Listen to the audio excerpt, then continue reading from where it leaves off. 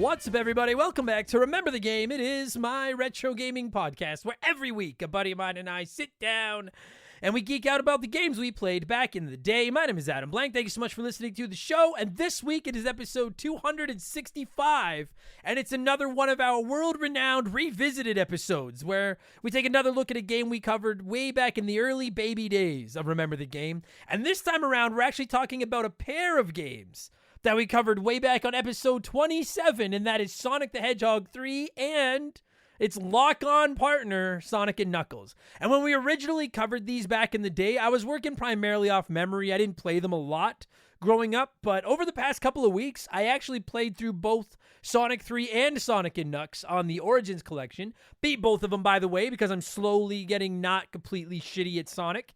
And they were quite enjoyable, and I have quite a bit to say about both these games. And listen, I know the soundtracks are different. I had people telling me, don't play the Origins collection. The soundtrack's different. It ruins the games. I honestly don't know the original soundtrack, so that didn't matter to me at all. I will say I looked them up for this episode, and yeah, the originals are pretty fucking good. But it didn't bother me to play the new ones without them, because I didn't play the old ones. I didn't know what I was missing out on. Good. Original soundtracks are great. These games are great. Everything's great. Good. Happy. I'm happy. We're all happy. Obviously, the lock-on technology is the first thing I think most people think of when you think of these original games. And we're definitely going to get into that because, let's be honest, it's pretty fucking sick. I thought it was cool back then. I think it's cool fucking now. It's like the first ever DLC. It's awesome. But it's not just... And if you don't know the lock-on technology, Sonic 3 released that as its own cartridge, and then about 8 months later, they released Sonic & Knuckles as its own cartridge that you could actually plug Sonic 3 into and then put the whole thing into your Genesis to start building that tower of power everybody knows and loves. And it kind of expanded the game. It was a really, really cool concept. But it's not just the lock-on technology. These soundtracks slap. These are two new Sonic games that are both awesome. They're bigger than the legendary Sonic 2. They got the introduction of Knuckles. These are landmark titles for the Sonic franchise. And I'm glad I finally sat down and put some real time into them. And for lack of I hate saying this, but I got good and learned how to beat them and all that stuff. Do I like them better than Sonic 2? I don't think so, but they're still great. I don't hate them or anything. It's just I think Sonic 3 and Sonic & Knuckles are certainly more ambitious. I think Sonic 2 is a little bit more polished and refined, if I'm being honest. They're all great, awesome looking, fun to play games. My guest this week, making her long-awaited and much anticipated return to the show, is my friend Kait, the Sega kid. And we spent an hour going back to the console wars, the fun console wars, not the toxic cesspool of console wars that exists today, but the Nintendo Sega console wars, which were good times. And we talked lock-on technology with Sonic, Knuckles, and yeah, that useless rat Tails. And we'll get there in just a minute because speaking of being useless, it's time for another edition of the Remember the Game infamous intro. And if you're new to the podcast, welcome aboard. Consider this your warning. Our intros are long, but they're fun. We talk video games and all that kind of stuff. And you don't need to go out and download a second podcast and attach it to the first one to be able to listen to the whole thing, although that's a really cool idea. But seriously, if you want to skip the intro, you just want Sonic talk, go to the 30-minute mark. You'll be right around. I always try to time it right around 30 minutes. But I recommend listening to the whole thing. After the plugs, we just talk video games and stuff. It's fun. Give me 2 minutes for my plugs. It's how we keep the bills on. Our summer sale that we began in August is running until the end of next week, the end of September. You can save 20% on all Remember the Game merch at rememberthegamepodcast.com. We have some new 5th anniversary designs. They are awesome. They were all drawn by my man Joe from 4545creative.com. And you can find our merch at rememberthegamepodcast.com if you're interested. Like I said, 20% off till the end of the month. And of course, if you don't like clothes, I get it. I don't either. You can always just support us on the old Patreon box. It's about the best deal in the history of the internet, and all of our Patreon podcasts are finally available on Spotify. Thank fuck. And if you don't know, we offer 4 ad-free podcasts a week. We have a new show for you Monday through Friday. It's pretty ridiculous. Every Monday, it's Purple Monkey Dishwasher, our Simpsons show, hosted by both myself and former Hall of Famer Mark McHugh. Every Tuesday, it's The Rambling Idiot, where I talk about comedy, TV, movies, sports, and whatever I feel like talking about. Every Friday, it's Game Patch, my modern gaming news show, where I talk about the biggest news in current gaming, give you sales picks, etc. Last week was crazy because we broke down that Nintendo Direct. It was awesome. And Expansion Pass goes live every Thursday, and that's a different gaming show each week. We do rankings. We look back at characters, consoles, genres, franchises. We do some comedy episodes. There's a ton of modern game reviews. This past week, it was Expansion Pass 178, and I dropped my second straight modern game review with Sea of Stars from Sabotage Studios. It is a love letter to Chrono Trigger. It's a modern RPG that plays like a retro JRPG, and it's honestly probably a top 3 game that I have played in this packed year of 2023 as of now. And as is becoming tradition, here is a sneak peek of last week's episode of Expansion Pass, my spoiler-free Sea of Stars review. So you have these 2 solstice warriors that can control the powers of the sun and the moon, and then their friend Garl that has no powers whatsoever. He's just a really nice guy. So I'll break down the combat and everything as we get on into the review here, but that is really the basic gist of the game. I thought the combat never got old, which is a big problem for me. This is one of my big roadblocks with classic turn-based JRPGs is I get bored of them. Just picking attack. And that kind of gets to me. And this game does a great job of throwing in enough little additions, enough spices in the seasoning to keep it interesting without overdoing it. It borrows some stuff from Mario RPG. It does borrow some stuff from Chrono Trigger. We'll get into the combat and stuff more in a minute, but I never, not one time playing this game did I find myself bored of the combat. And it's very rare in JRPGs that I can say that. And so that is, I think, what put it over the top for me. And that's now available in our archives, and this week it's Expansion Pass 179, and ever since it was announced last week, people have been asking me, what do you think of F-Zero 99? I've gotten so many messages and comments about it. So I'll answer that question tomorrow on Thursday with a podcast dedicated entirely to Nintendo's new Battle Royale racer. It'll be my F-Zero 99 review. That'll be Expansion Pass that goes live tomorrow for all our Patreons. Again, subscriptions start at $3 a month. You get up to 4. The 4 technically, all right, in interest of transparency, technically you get 2 extra shows for $3 a month, or you get 4 extra shows a week for $5 a month. But either way, it's $3 to $5 a month for 2 to 4 additional podcasts every week, ad-free, plus instant access to hundreds of archive bonus podcasts, plus access to our 1,200 plus member Discord, the chance to vote in our Patreon poll every month, the ability to submit comments to be read on our shows. You can DM with me, and you even get a shout out and get to hear me mispronounce your name like I'm about to do to most of these people. A huge thank you to our newest Patreons. I'm going to fuck both these first 2 up. I don't know if this is Rage Ogre or Rad George. So I'm going with Ray George. I don't know. I'm sorry. But Regorgi George. Dakota Mahid or Majid. That's 0 for 2 on these names. Chorizo Nino. I got that one. David Schroeder. Armin Tamzarian. Superpowers in Waves. Pelshoned. Bowser the Butt Chug. I like that. Devin Holman. Jigsaw. Theodore, 35 Rowley, Smith 41. That's a Dwayne Rollis and Mike Smith reference right there. Jeff B. and Eddie Tafoya. Thank you all so much for the support and welcome to Remember the Game Industries. You can find all that at patreon.com/rememberthegame. And don't forget, we donate 5% of our Patreon income to the Stollery Children's Hospital. It's part of my 24-hour stream at the end of every year. And we offer annual subscriptions that'll save you your 12th month's fees. And finally, you can find me over on Twitch whenever I get on there. Twitch.tv/rememberthegame. Come by and say hi. It's fun. All right? That's enough blowing myself. Let's blow some of you by blowing in some cartridges. It is our opening segment here on the show. I read a few comments and questions from our patrons, usually gaming related, but not always. And we call this segment Blowing in the Cartridge. He blows all right. He blows big time. That's it, honey. Get into the spirit. Let's blow. Our first blower this week is Bobby Litton, who said, with some GameCube games getting remastered on the Switch, do you think Wind Waker and Twilight Princess may be next? Yeah, I do, actually. Well, Wind Waker, because Wind Waker already has that HD version on the Wii U.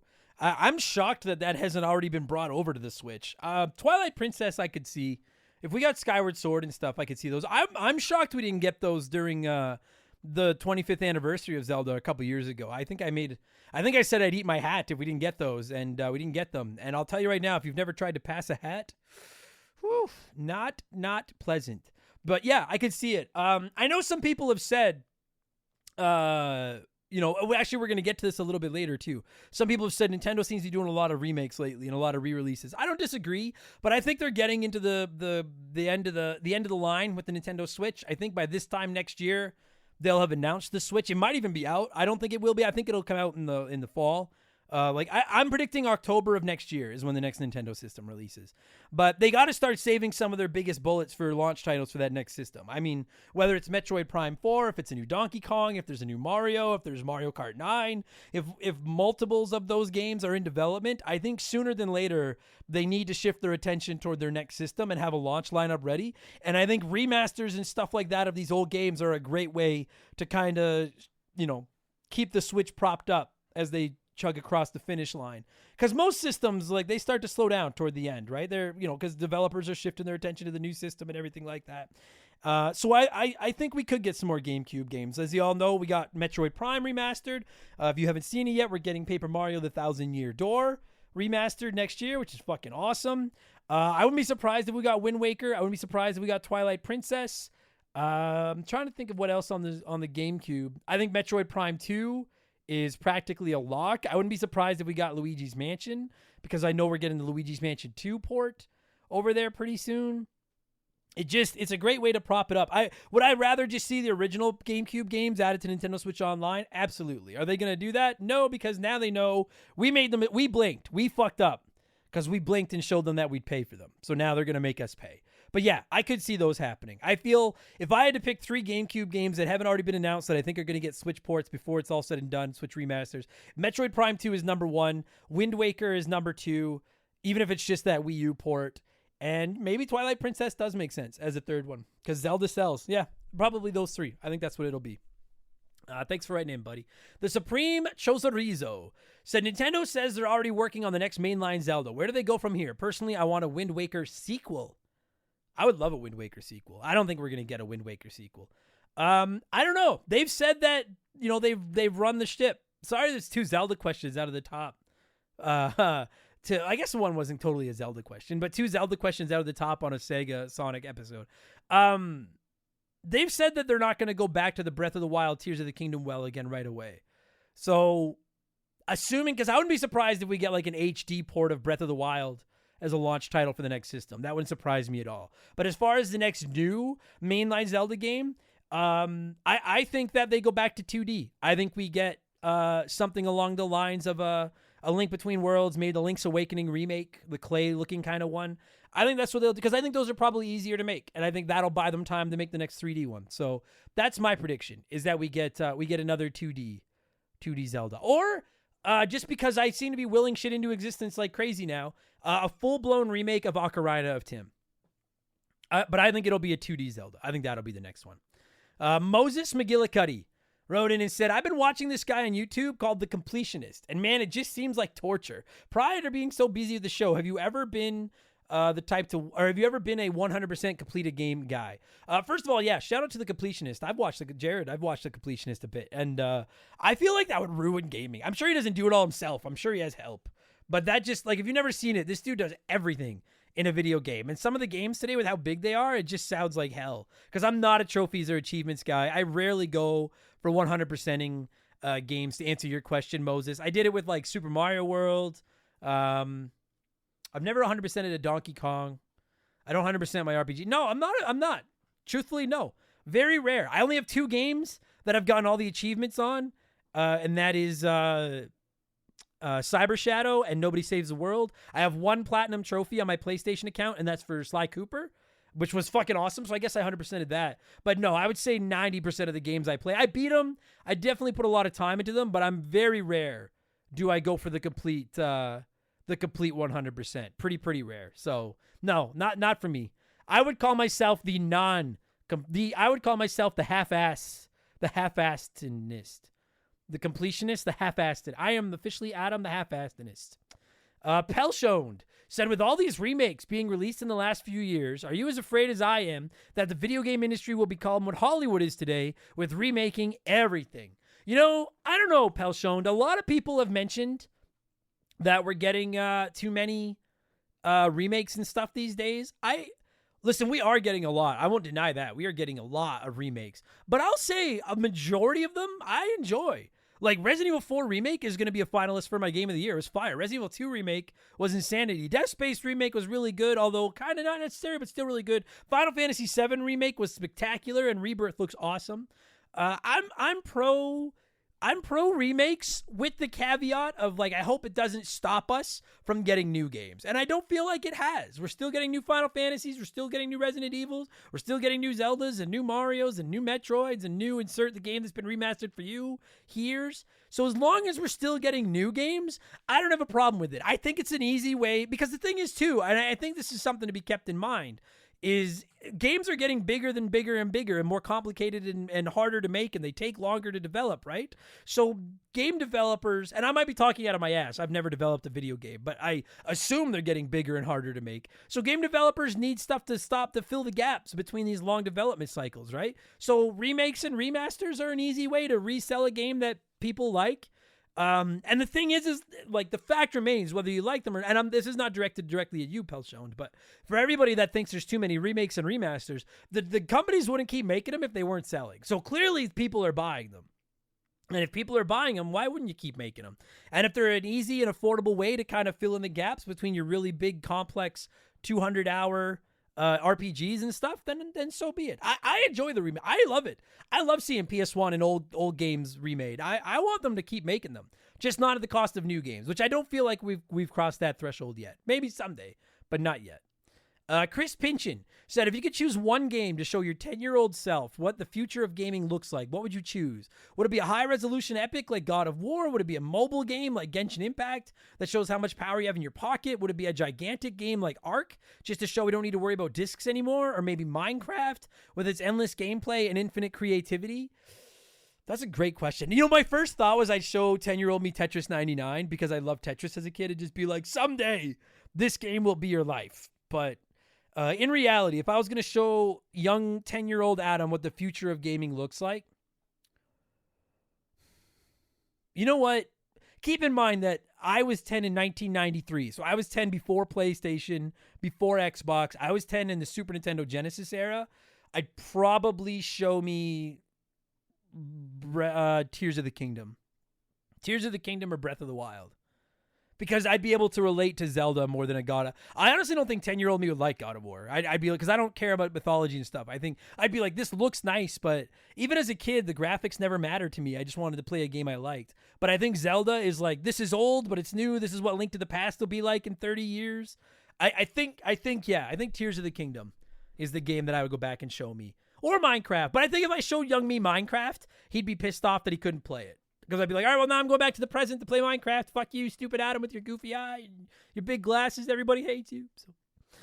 So, Danny Gautier wrote in and said, hey, Adam, the terrific podcaster. Thank you. For real, I'm very interested by the way you hook us by using the same catchphrases in every show. Like, it's time for another edition of the infamous intro. This is my retro gaming podcast where a buddy and I sit down and geek out with the games we played back in the day. Those are certainly easily recognizable by your fans, and I must say I really like it. I often find myself speaking over you while listening. That's how much those catchphrases have an impact. Did you always do this, and why did you take this art direction, so to speak? That being said, you're my first Patreon feed subscription, and even though I'm a new Patreon, I'm already a big fan of Remember the Game Industries and plan to up it to another tier to support the show and have access to the Rambling Idiot. Godspeed, man. Thank you so much, Danny. That feels good. Thank you. Truthfully, I just enjoy it when shows do that. I never originally intended to have the catchphrases like the intro where I say, this is my retro gaming podcast, or the stuff like the infamous intro, play one, remake one, erase one. But I really liked it when they started to catch on, and I enjoy that when shows I listen to have those like trademark segments and lines and stuff. I find that like, it's like I know I'm listening to the same show every week. I like the repetition. I like it's like comfort food, as it were. So that's honestly all it was. That it was an artistic decision, I guess, and it was just because that's something I enjoy from my podcast. So I stole it from all the good shows I listen to. Straight up, that's what it was. But I'm glad you're enjoying it too, Danny. Thank you. And thank you for the Patreon support, buddy. Benzeal909 said, hey, Adam, really enjoy all the podcasts. I'm turning 46 this month. I'm getting old. You are getting old. I have such limited time to play games, 1 or 2 hours a day if I'm lucky. So now I play on easy to mainly experience the story and get through whatever game quickly since I have such a huge library to play. Do I deserve single or double secret probation for doing that? You're safe. I mean, I'm sure I'll put you on double secret probation for something, but you're safe. You're fine. I play some game. Not often. Most of the time I play normal. If it's a game I really know and like, I'll play it on hard. But if it's a game in a genre that I'm totally new to and confused to, especially for the podcast, sometimes easy is what I'll do because I want to experience the story as well. So I've never understood the shaming of people for what difficulty they play on. Sometimes people come at me and they're like, what difficulty you playing insert this new game on? And I'm like, I don't know, probably I usually play default. I'm like, and like, if you care, then that's great. I don't. I'm just playing the game. So I have no problem with that at all, Benziel. Play on easy, enjoy it when you're 1 or 2 hours a day. Plus, you're getting 46, you're getting slow. You're not going to be able to beat these games on medium or hard anytime soon anyway. So keep it easy, take it easy, be easy. Trademark. And finally, before we move on, it's letter time. It's letter time. The Rockstar wrote in and said, from the city of Great Britain, just Britain before Chuck Norris visited, I'm excited to have finally joined after starting to listen back in March. One thing, if you haven't already, would you go back to live podcasts with guests rather than the phone calls? And secondly, as a quick note, congratulations to you and your partner from the other month. Thanks for the awesome content. Regards, the Rockstar. Thank you, Rockstar. I appreciate that. And this is something some people bring up that I've been wanting to address, so this is a great opportunity. If you listen to the very early episodes of Remember the Game, we used to do them in person. And then when the pandemic hit and we weren't allowed to be near each other anymore, then we started doing them over the phone. And now it's mostly a combination of either over the phone or some of the ones with better audio are through Zencaster when my guests have a microphone and they can do this like I do.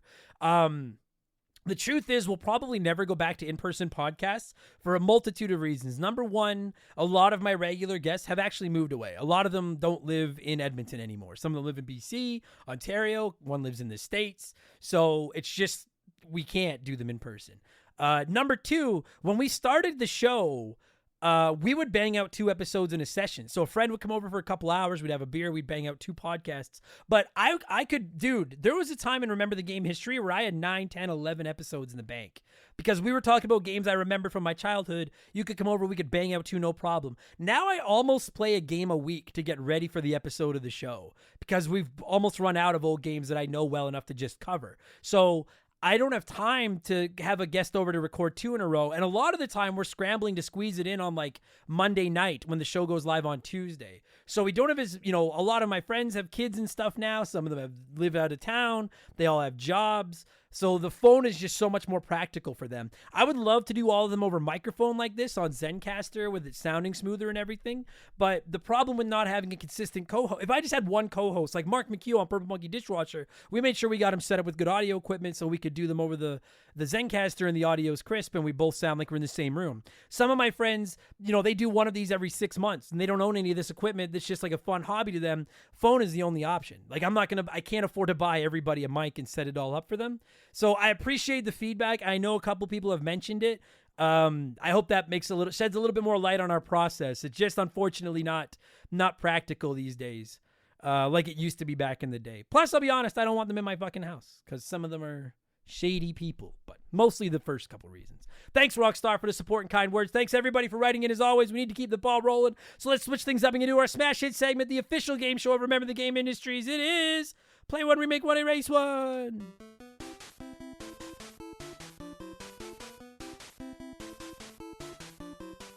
And a huge thank you to Classic Concentration from the NES for unknowingly providing us with the theme music for the show. The rules are simple. Every week I give our patrons 3 retro video games. They can play one as it was released, remake one as a modern game. The third is erased from time forever. And as always, there are no wrong answers. There is a right one, though. We'll get there in a minute. And this week, since we're talking Sonic, I went with 3 of his highest rated games. Sonic 2, Sonic Adventure 2, and Sonic Generations. And 50% said you'd play Sonic 2, remake Sonic Adventure 2, and erase Sonic Generations. So let's see what a few of you had to say here, and then I'll tell you what the right answer was. Nick Finnegan, I love saying that name, said, that's a tough one. I'd play Sonic Generations. I only got a few levels in when I first got it, but I love the jump between 2D and 3D. I'd remake Sonic 2. It's a perfect game as is, and I've still not beaten that bloody egg robot at the end, but a remake could just put a lick of paint on it and maybe add an online mode, and I'd bin Sonic Adventure 2. It's not a bad game at all. To be fair, I thoroughly enjoyed it when it came out, but I've not fully experienced Generations, so I'd rather play it and bin this by proxy. I'm never going to dunk on somebody for erasing the game they've played to death and trying to try out new games. That is always going to be sound logic. And anytime you erase Sonic Adventure 2, that is fine by me because I fucking hate that game. I promise not all the comments are erasing Sonic Adventure 2. That said, El Wapo Riv said, play Sonic Generations because I've never played it and it looks fun. Remake Sonic 2 because that game is amazing. It could use a fresh coat of paint. And erase Sonic Adventure 2 because aside from having Shadow, the first Sonic Adventure is way better and we don't need this one. I Agree. I love the original Sonic Adventure. And if you don't know why I hate Sonic Adventure 2, go back and listen to the episode. If it was just Sonic and Shadow, that game would be fine. But all the other people's levels fucking suck. Slick Rick said Sonic's movies and cartoons are better than his games. And this is coming from a Sega kid. I'll play Sonic 2, I guess. It's a classic, but I still think it's gimmicky and gets old fast. Fuck those water levels. Agreed on the water levels. Erase Sonic Generations because Sonic is overrated. And remake Sonic Adventure 2 and then throw it in the trash because, again, Sonic is overrated. Double secret probation for cheating on the rules. I do agree that I like Sonic's movies and cartoons better than his games. I don't think Sonic is overrated, but I do think his games rely on the speed gimmick. And when the gimmick doesn't hit, then the game falls apart. I do agree on that. And I get more into that on the show in a minute. And fuck those water levels. I couldn't agree with that more if you paid me.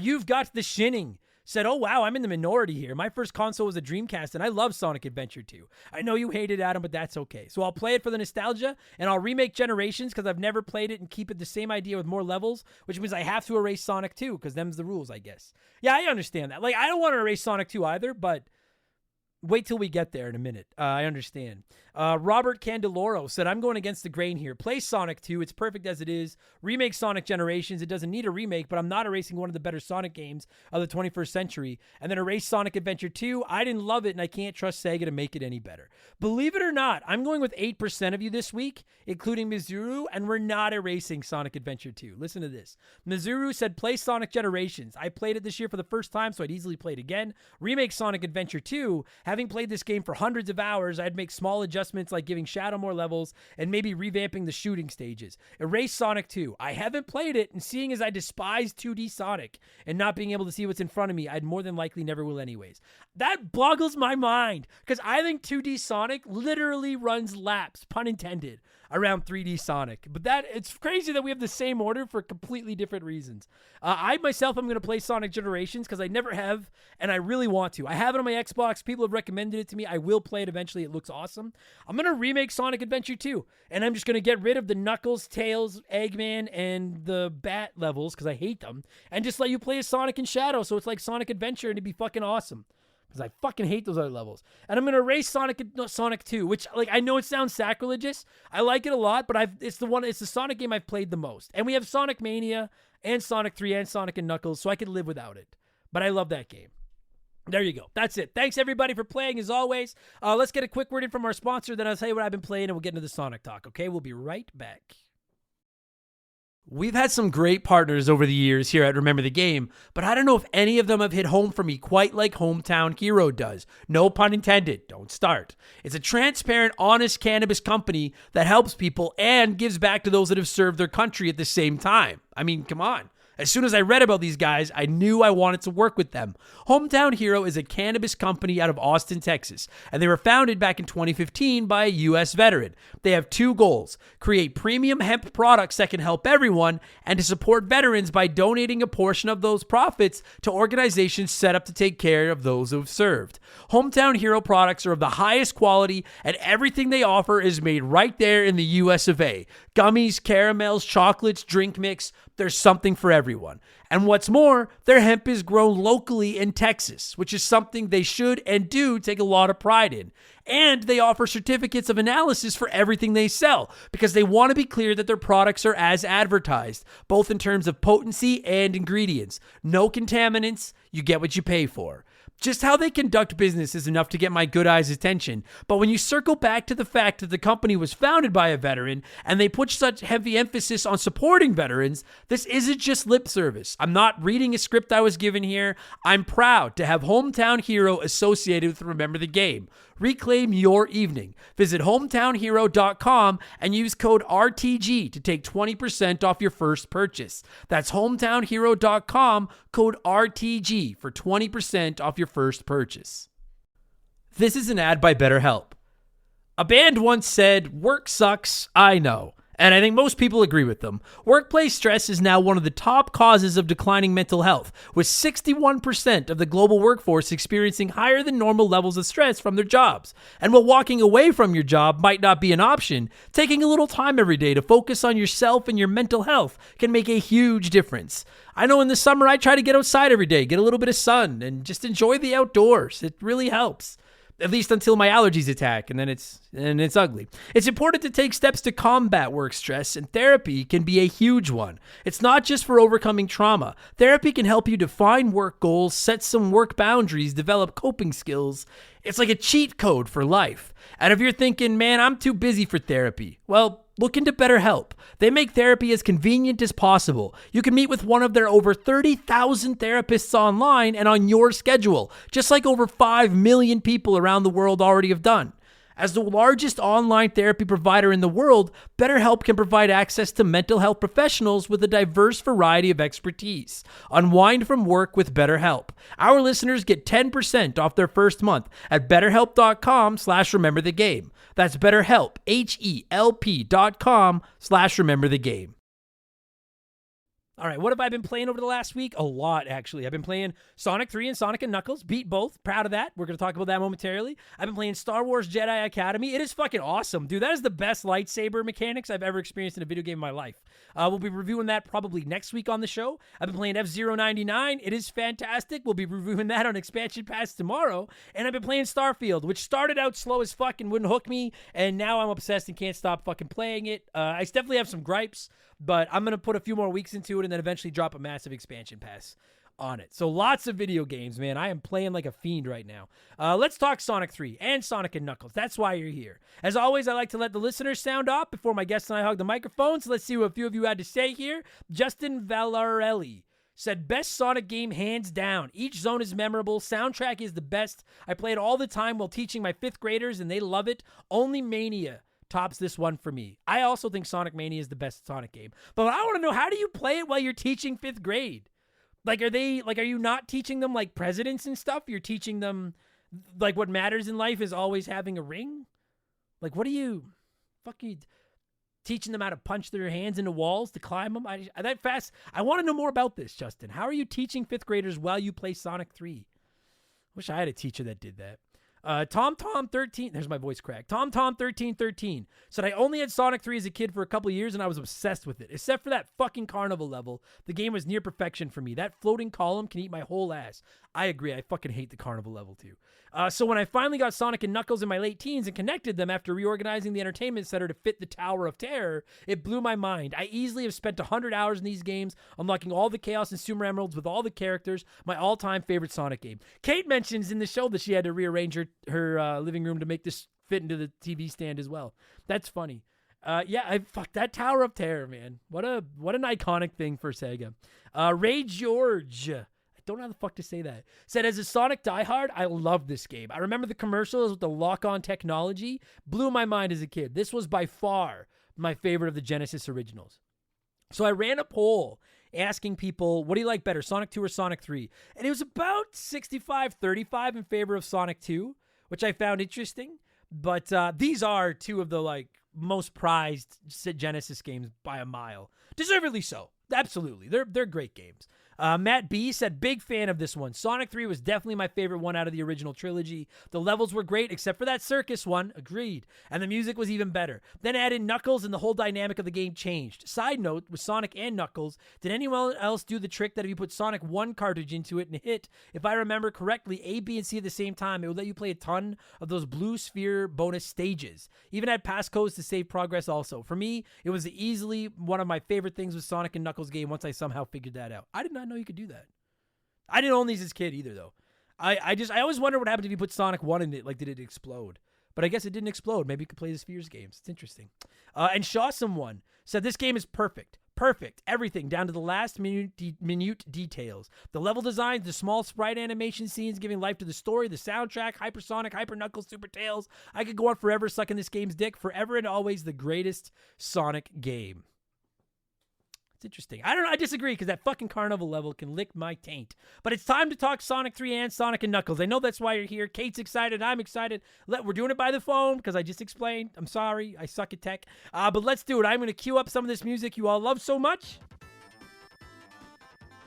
And when it stops, Kate and I are going to talk Sonic 3, which originally released in North America on February 2nd of 1994, and Sonic and Knuckles, which originally released in North America on October 18th. 1994. It's a 2-for-1. Enjoy the podcast, everybody. Let's go.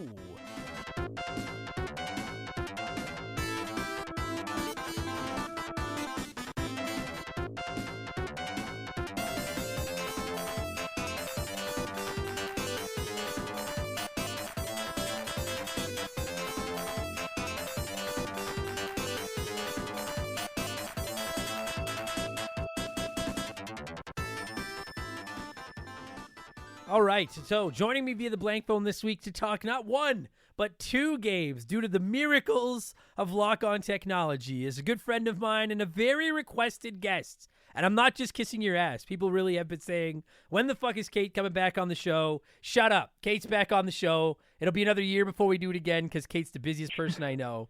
But my friend Kait is back. Kait, how are you? How's it going?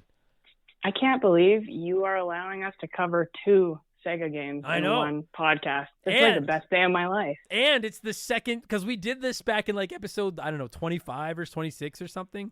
It's like a revisited episode. But we haven't shown the Sega some love in a little while. And listen, I like Sonic. I have some gripes. I'm a vent a little bit today, but I like Sonic.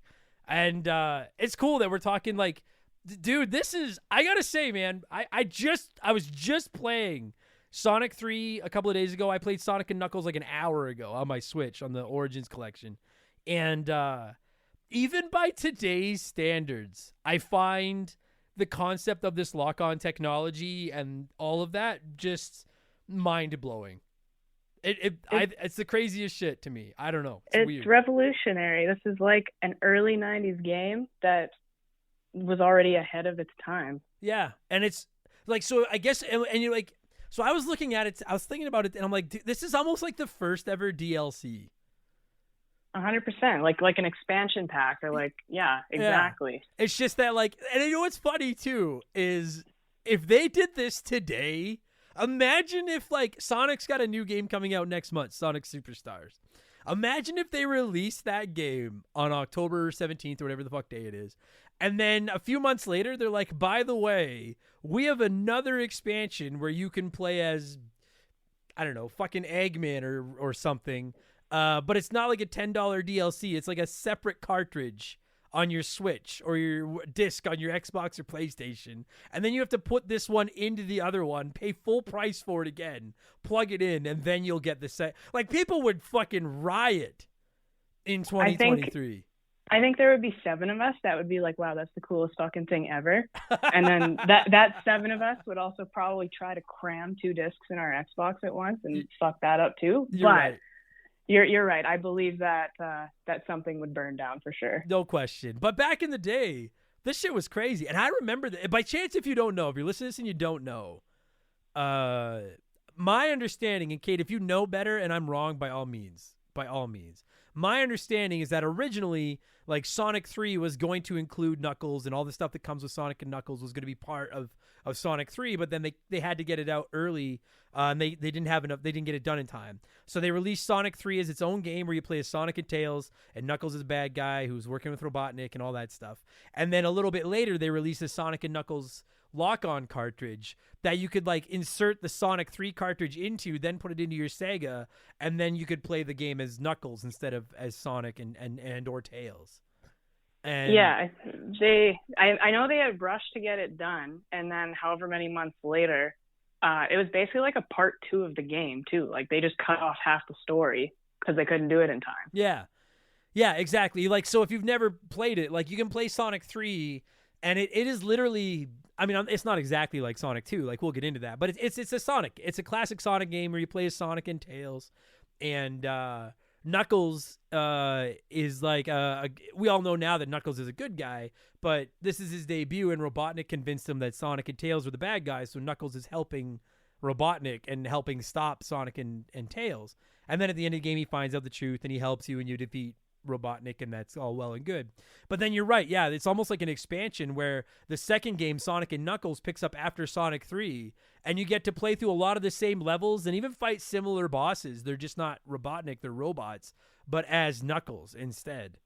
And even before we get into the Sonic 2 thing and all this other shit, just that, I think that's so cool. I say that as a born and bred Nintendo fan. I think that's the coolest shit. Like, I was jealous of you Sega kids with this shit as a kid, because this is so dope. Nintendo never did anything like this.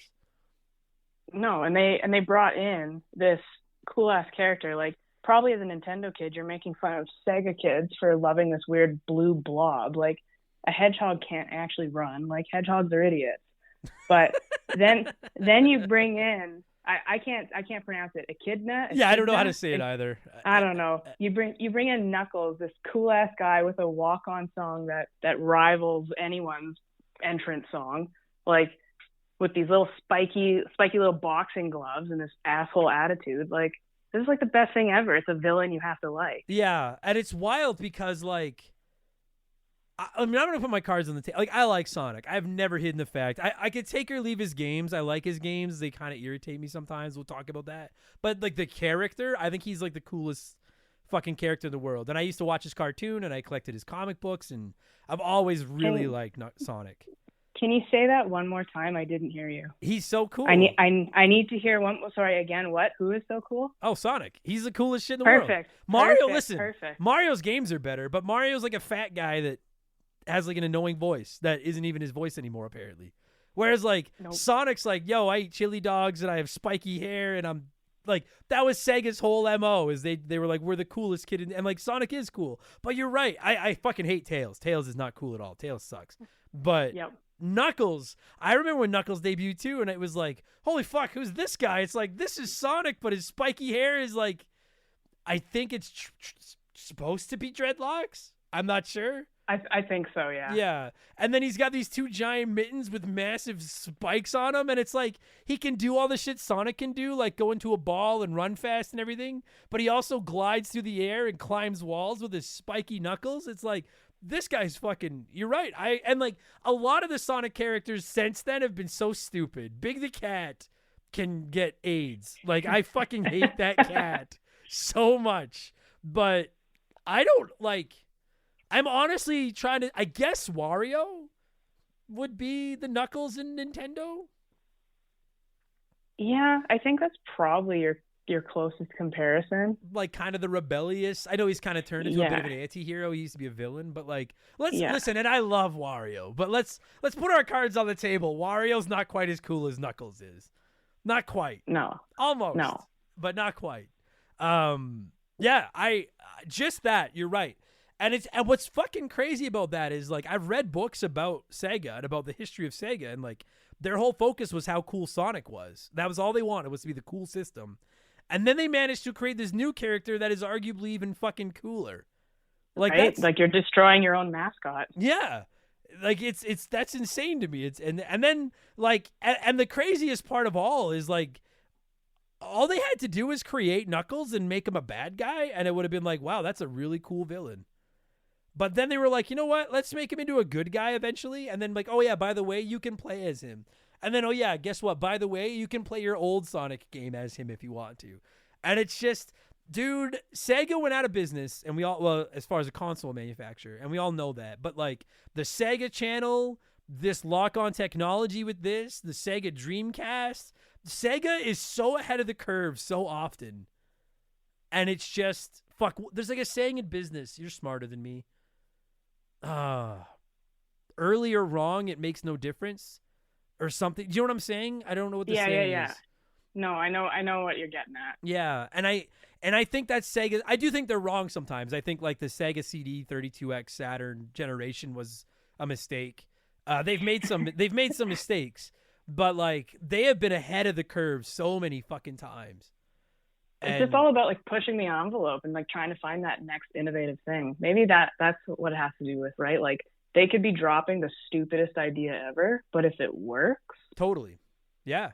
Like I've said before, like the Google Stadia, obviously we all mock it and it died, and it was, it was Google Stadia. But I'm telling you, man, in like 10 years, we're going to look back and be like, the Google Stadia was ahead of its time. Because now everybody, like, people will be streaming games in 10 years. But it was just too early to market. And and Sega did that a few times, and we're gonna get into the game now, but I really have to express my admiration for how awesome even just looking at it in the Genesis, like that black cartridge with Sonic and Knuckles printed on it, and then seeing your Sonic cartridge in top, like, it looks so awesome. It's so fucking cool. I had to rewire my Sega as a kid because it was in like one of those entertainment units, and I had to pull it out so I could play this game because I couldn't stack two cartridges in there. Right. Yeah. I mean, everybody jokes about like the tower of power you can make of a Genesis now. When you throw like the Sega CD and shit underneath, and then throw the 32X on top, and then put Sonic and Knuckles, and then a Sonic game on. It's awesome. But so did Like you? a Stanley Cup. It is. Yeah, it is. It's fucking mad. It's like people think the PS5 is big, and it is. But I'm like, man, you never saw a Genesis with all the fucking possible bells and whistles coming out of that thing. This is the best new dick measuring contest ever. Yeah, exactly. Like that thing was bigger than the giant TVs we used to play them on in the big wooden boxes. Okay, so let's get to the actual game. So you owned this as a kid, both of them? I did, yep. I'm just going to put my cards on the table. Let's just start like this. Clearly you're a Sonic fan, and I know that, and I like that. What do you like better, Sonic and 3 / Sonic and Knuckles or Sonic 2? I feel like it's so hard to choose because Sonic 2 was like my first game ever. Sure. So that's like the nostalgia feeling and like the thing I remember the most. But going into Sonic 3, I just feel like the game Sonic 2 is an amazing game, but Sonic 3 and Sonic and Knuckles are just so elevated as a game. Like the graphics are ridiculously different. It's the same, but it's just so much different. It's so much better, like so much more advanced. And like the lock on, it speaks for itself. And then having this character, like I think I spent half the time just flying around as Knuckles because it was so much fun, like being able to climb walls and fly. So like honestly, I think I want to say Sonic 3 and Sonic and Knuckles. That's like fair. Taking nostalgia out, I think that's the answer. Sure. Yeah, I don't think there's a wrong answer. I ran a poll on social media just because I was curious. Because like when you look up a lot of lists of the best Sonic games, like a lot of the time Sonic 2 comes in at the top. Like I think Sonic 2 is kind of it's there, but Sonic 3 and Sonic and Knuckles are always there as well. And I've played through all of them this year. I set a goal this year that I was going to beat a Sonic game. And I beat Sonic 2, Sonic 3, and Sonic and Knuckles. I'm pretty proud of myself. I'm a Sega kid now. It's neat. Perfect. I'm gonna re-record that too and play that on repeat. Yeah, I guess I have to start drinking 1% milk now instead of 2% because I'm on the other side. I'm like a welcome to the club. Yeah, it's fucking weird. I wonder if my eye gets fixed now. Like maybe that was the problem. But like I was playing through these games and we'll get into the intricacies because I have some minor gripes with Sonic games as a whole, as I've talked about before. But like I think Sonic 2 is a more refined game. I think Sonic 3 and Sonic and Knuckles is a vastly more ambitious game. Like replaying them, I feel like Sonic 2 is just the levels are just the right size and it's so tight and it just feels like they polished and polished and polished and polished. And Sonic 3, I was playing it and like there are some things it does that I'm like, this is incredible and this is so much better. But then there were other things that I was like, I feel like they didn't have enough time to fully polish this. Like I feel like the levels are maybe just a little bit too big and some of the obstacles you interact with are just a little bit too zany, if that makes sense. Neither one is bad. Neither one is bad. It's almost just like adding a bunch of fluff in it because like you can play it and you can go down, like roll down the same hill after 15 rings 25 times before you get to the end of the level. But was it really a point of including that same hill 6 times in the same level? Yeah, there were a couple of levels in Sonic 3, and obviously we're talking Sonic 3, so I want to keep most of the conversation to Sonic 3 and Sonic and Knuckles. But it's hard to not. It's so hard not to compare them, and it's just there were a couple of instances. There's like a desert. I don't know what it is, like a pyramid level. I don't know all the zone names, but it's like lots of sand and everything's like that dark gold color. And I think it's the one where the ghosts are following you and you need to pull the handles down to turn the lights back on to get the ghosts to leave you alone. And both as Sonic and as Knuckles, man, I got lost in that level for so long, just going down these fucking ramps covered in sand over and over and over. And I never felt that way. Like, I appreciate that they made the levels bigger. There's multiple ways to go through them and stuff. But I never felt lost in Sonic 2. Whereas in Sonic 3, there were times where I was like, this is almost too big. Where in the fuck do you want me to go? Just fucking tell me, you know? But that said, I want to circle back to something you mentioned. The thing that stands out to me the most about these two games are the graphics. And I don't mean Sonic 2. I mean Sonic 3. I think Sonic 2 looks great, but Sonic 3, Sonic, and Knuckles, these games are fucking beautiful. I think it even starts at the box art too. Like, the box art for both games is like Sonic 2 was sick, but like the box art for Sonic 3, like you can tell there's so much more to it. Yeah. And then they slap on the Sonic and Knuckles however many months later with like this sick silhouette. Like it almost looks cooler before you even open it up and play it. I love that fucking all black silhouette with just the Sonic and Knuckles heads on it. Yeah. Because you're right. Because like the Sonic 2 box art is iconic. Everyone can picture that giant orange 2. But then it's just like a blue background. Whereas Sonic 3, they were like, here's every enemy from every level squished into this background somehow.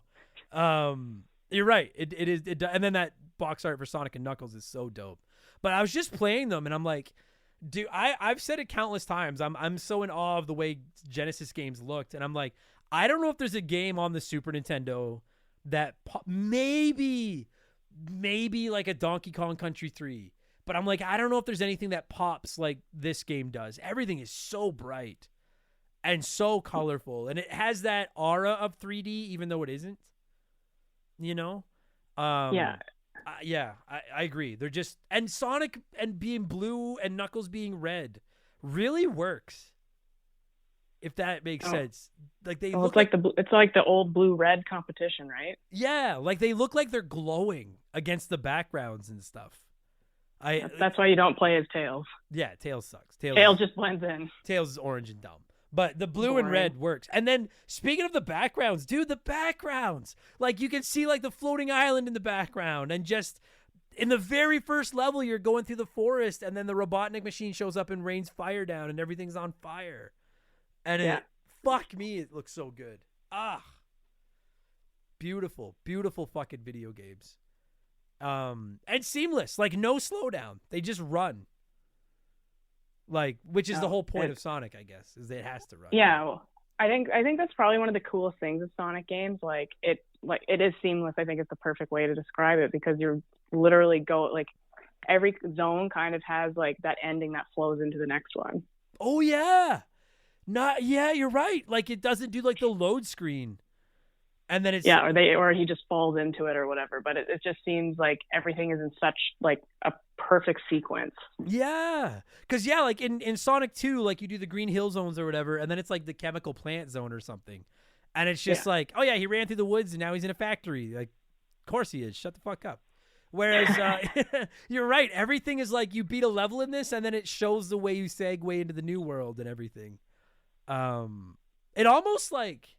Minor detail, but I almost wish it had an overworld map, like a Mario 3 or a Super Mario World. You know, not that it needs it, but because you're right, it's so seamless and it's so smooth. I really admired that too. I totally forgot about that. I'm glad you brought that up. I totally forgot about that. I'll ask you this then, because you mentioned how cool it is to be able to play as Knuckles and just float around and fly, and it is. That glide is addictive. Like gliding around is awesome. Who do you prefer playing as, Knuckles? Yeah, I think so. Like, Sonic is obviously like OG, but it was just such a difference after playing like Sonic 2 and going back to Sonic 1 as a kid and having this brand new shiny toy to play with. Yeah.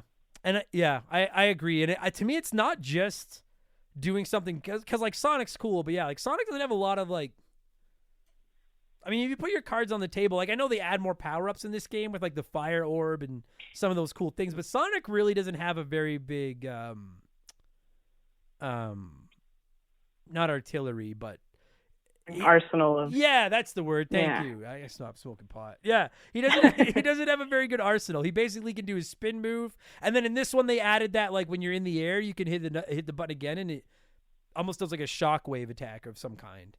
Yeah, that little like shieldy thing. Yeah, which is great, and I like that.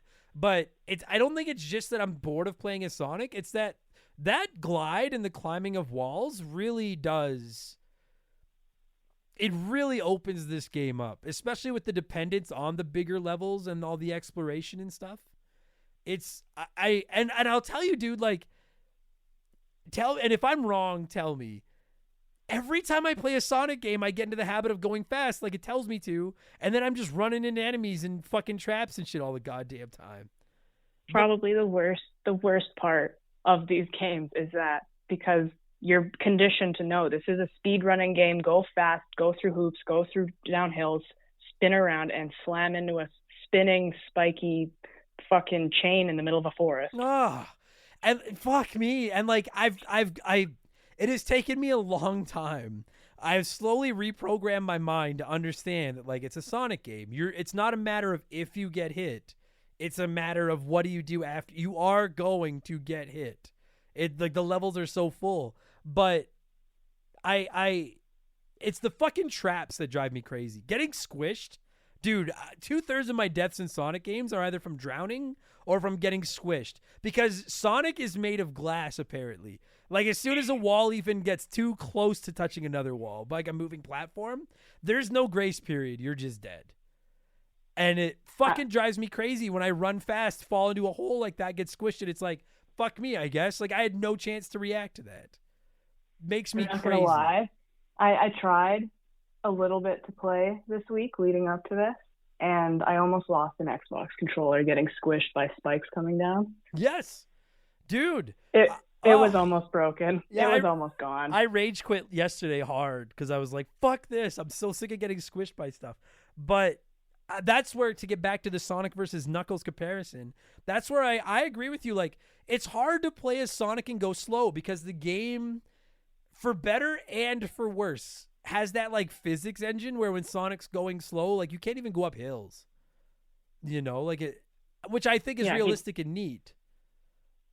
Sure. But also, we don't want realistic and neat in a video game like this. No, I don't. Especially in a game about a fast as light fucking hedgehog. Again, hedgehogs can't run. They like skitter. So Yeah. this is already unrealistic. And that's where I did enjoy playing as Knuckles because you could jump in the air, hit that glide button, and it didn't matter how slow you were moving. Once you hit the glide button, you were at regular speed, which was a reasonable speed where you could react and dodge things. And I just really... It almost feels like sacrilege, doesn't it, to go into a Sonic game and be like, I like playing as the other guy better. But and I like to go slow. Yeah, but I just did. I found... Like, I genuinely liked both games, but I found the Knuckles part more enjoyable than the Sonic part. Yeah, I can agree with that. Yeah. That said, though, like, so you play through the game as Sonic and Tails, and Knuckles is always popping up and fucking with you. But then I love that at the end of the game, Knuckles realizes the truth, and then he like helps you. And then when you pick up the Knuckles game, it picks up afterwards, and Knuckles is just chilling, and then he goes out to just. And I wish Sonic and Tails showed up more during the Knuckles playthrough, but it's really cool seeing these almost exactly the same levels, but experiencing them in a whole different way. And I'm shocked at how differently they play. It's not just like, I'm trying to think. I'm sorry to keep comparing it to Mario, but they're the two big platformers. Like, did you ever play like Mario 2, where you could play as Mario, Toad, Princess, and Luigi? And it was like different, but the same level. These ones, like, you're getting into areas that I'm like, I don't even know how the fuck I would have got here as Sonic. Like climbing up the thing. Walls. And it was built in advance, right? Like, they knew this part had to be here for Knuckles. Yeah. Like, if the levels, I'm complaining about how the levels are so big, but if the levels weren't this big, if they were small and closed in, then playing as Knuckles wouldn't feel like a big deal. It would just be a red Sonic. Yeah. Really well done. I also, I like I want to talk about the boss fights. I want to talk about the bonus levels. The boss fights, dude, there's some awesome boss fights in these games, and there are a couple that just make me fucking insane. Fucking insane. Looking at you, spiky drill that is drilling down into the Brox, and you don't even hurt it. You just hit it, let the drill thing hit it. Do you know which one I'm talking about? I think so, yeah. There's like that drill that's like a top, like spinning around, and you have to just get out of the way and let it hit. I could not for the life of me figure out how to beat it, because when I was playing as Sonic and Tails, Tails beat it for me, because I didn't know what to do. And then playing as Knuckles, I had no idea what to do until a listener finally told me. And I have to be honest, I think I hate that. I fucking hate that boss fight. Because you don't do anything. It's so, I hate it. I fucking hate that boss fight. Fuck you. Fuck you. It fucking sucks. I don't care. Better or worse than Sonic Adventure 2? Oh, better. Fuck you, Kate. Don't. I don't want to go down that road. That is a dark corner in Remember the Game history. That was our an innocent question. I just wanted to hear your thoughts. fucking game. Fuck that game. Fuck you. Fuck that game. Fuck everybody. Fuck this. Show's over. I'm leaving. Goodbye. Good night. Thanks for listening. No. But then there's like, dude, there's a boss fight where you know those machines that have like the switch on top and you jump on the lever and it lets out the animals? Yeah. There's a boss where it's one of those and you jump on it and then 2 spike balls on chains come out and they're his hands. And then all you have to do to beat him is stand on his head till he gets mad and then he tries to hit you and he hits himself in the head. Yep. And I thought that was an awesome boss. That was so clever. I like that it's not just like same old Robotnik every level, you know, even though it kind of is like, when you play as Sonic, but just hit the thing a few times and then it dies. Yeah. Like there's a little more strategy. Yeah. There's one where you fight like a giant rock person that comes out of like a pyramid and all you have to do is lure it over to this pit of quicksand and then hit it once and knock it into the quicksand. I really like that. I just think it's very clever, especially in a game where, let's be honest, like it's not like Sonic and Knuckles are known for their combative skills. Like you need to change shit up so you're not just jumping into something when it doesn't have spikes out 10 times or whatever the fuck. Yeah. Like some of the boss fights make me so fucking angry. And then I like that at the end, especially, dude, I finished, I don't know if you remember this. I played the Knuckles game today, and the last boss fight is Metal Sonic. And then once you beat him, then he gets on what I assume is the Chaos Emeralds or like one of those emeralds and gets powered into like super Metal Sonic, and he goes all golden and he's flying around, and then you have to fight him again. I thought that was fucking I found the boss fight frustrating as fuck. But I thought that was so dope to see him as like Super Metal Sonic or whatever the fuck it'd be called. Yeah. Yeah. Are you able to get all the Chaos Emeralds in these games? I've never done it. I have never done it, especially playing as a kid where you couldn't reload anything. Right. And you hit one fucking red ball or whatever, red sphere in those games. No, it can't happen. Yeah. I had people watching my stream be like, are you going to get all the emeralds? And I'm like, I would love to. We'll get into the bonus areas that I can't beat in a minute, but I'm like, I can't. I'm not good enough. Like apparently once you get them, you can like get enough rings and turn into like Super Sonic or something. And he's like got like a gold star. Like he's super powerful. I can't do it. I'm not good enough. So for anybody wondering, I've never done it. Never. Unless there's a cheat code I can put in at the title screen, it's not happening. Yeah, totally. Now that said though, you know what? Maybe we should because I want to talk about the bonus levels. And some of the other stuff like that. Like, you know what? Fuck me. We're at a half an hour already. Fuck. I thought this was going to be a short show. This is not going to be a short show. Let's take a break right now. All right. We'll take the break. We'll let the sponsor. Hopefully I've convinced somebody to sponsor this show. We'll let them come in. We'll let them say something. And then we'll come back and we'll get into the bonus areas and stuff. We'll be right back. Okay. So I got to tell you, what do you like better, Kate? It's Sonic 2 where the camera's behind you and you're running down the tunnel and you have to pick up the rings, or Sonic 3 where you're on that like giant sphere, you have to run around and get all the blue balls? This is the same answer as my first answer. Sonic 2 is all about the nostalgia, but I'm obsessed with the sphere levels. Thank you. I love those fucking. That should be it's so much fun. Oh my god, they should be their own mini game, like that, or its own standalone game. Like I would buy that just to run around and pick up those balls. So what I didn't remember was that they had, and I don't remember how you achieved it. Like if you had to do what you locked onto what, but you could get like random levels generated for you. And I only remembered this when I was trying to replay and I clicked on it and I was like, what's Blue Sphere Game?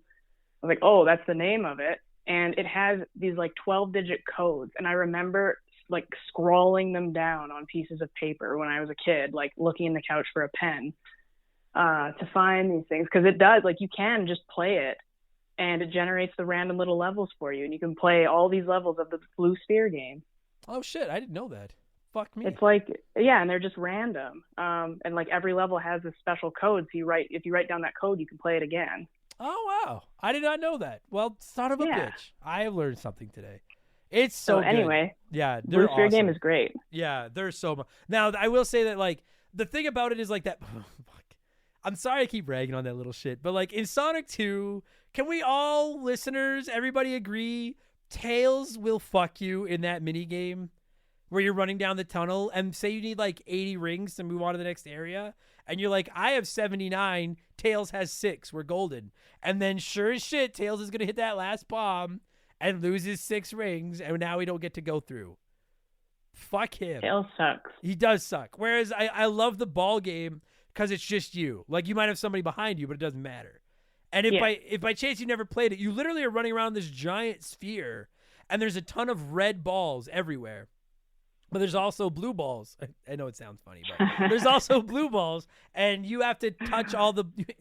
You have to collect all the blue balls without touching a red ball. And if you get all the blue balls, you get a Chaos Emerald. And I have a feeling there's a reasoning that they called it spheres and not balls. Yes, I think that's probably very clever. Yeah. I don't give a fuck though. I'm going balls because I'm not classy. And I love that game, dude. It's just, and it's so, and especially because it gets going faster as you get closer to getting them all. And fuck me, I had a run today where I was missing 2. And I'm running around this planet trying not to touch red balls. And I'm like, where in the fuck are these 2? And I did finally find them. And then right as I found them, I touched a red one and died. But I wasn't even mad because unlike the base platforming game where you run into a trap or spikes and die and it's bullshit. In this one, if you, like in the bonus game, if you fuck up in that ball thing, it's like, that's on you. You fucked up. It's not cheap at all. It's so tight and so well done. It never feels like you got robbed out of one of those. In my opinion, they just play so well. Some of us with anger and management issues feel differently. Oh, hey, I get angry. Also almost broke controllers over missing the last ball and bumping one of the bumpers and fucking flying into a red ball. And then when you touch the bumpers, it shoots you backwards, and now you have to run backwards, and you have to try to figure out, okay, where is another bumper ball that I can steer into without backing up onto a red. Fuck me, it's so much fun though. I get so excited. Whereas like in Sonic 2, after like 3 or 4, I give up on those tunnels because I'm like, I'm never gonna beat this anyways. And then also in this one, when you get the checkpoints, the little star halo can show up, but then you get to go to like that weird bubblegum machine thing. Yeah. Gumball. Yeah. And like, I have to say, I don't enjoy that as much.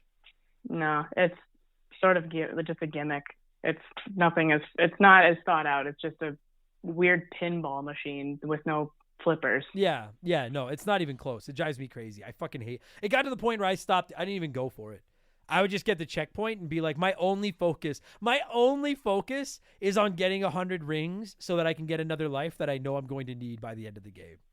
Because I suck at Sonic. So I never even went into those by the end. I wanted to ask you, and I don't know, maybe I'm sorry to put you on the spot. Were you able to save your file on Sonic 3, or were you only able to save once Sonic and Knuckles came out? Do you know? I feel like you could save on Sonic 3. Okay. I think. Yeah, I listen, when we Because I can see it. I can see the screen in my head. Totally. Yeah.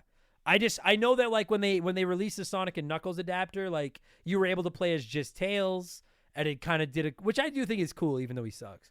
And I know it made a couple of small changes. I wasn't sure if it added save files or if they already existed. Either way, shout out. That's another thing Sega did. Like, fuck yeah. Shout out to that Mario 3 doesn't have save files is its biggest fault.